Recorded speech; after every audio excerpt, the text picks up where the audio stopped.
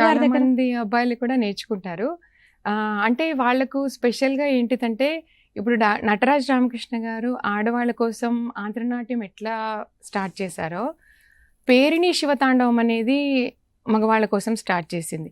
పేరిణి శివతాండవం అనేది అది కాకతీయుల టైంలో అది వాళ్ళు యుద్ధానికి వెళ్ళేటప్పుడు ఇన్స్పిరేషన్‌గా చేసే డాన్స్ అనమాట.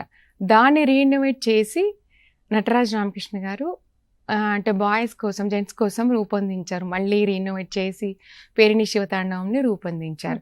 అంటే ఇది ఆంధ్రనాట్యం ఆడవాళ్ళే నేర్చుకోవాలని కాదండి. అంటే స్పెషల్‌గా ఆంధ్రనాట్యం అనేది ఆడవాళ్ళ హావభావాలు, వాళ్ళ బాడీకి అనుగుణంగా రూపొందించింది కాబట్టి, అది సుందర సుకుమారంగా ఆడవాళ్ళు ఎలా ఉంటారో అలా ఉంటుంది. అదే డాన్స్ అభినయము అవన్నీ బాగుంటాయి. అభినయము ఎలా ఉంటుందో, అంటే వాళ్ళు చేస్తే ఆడవాళ్ళు చేస్తే ఎలా ఉంటుందో అలా ఉంటుందన్నమాట.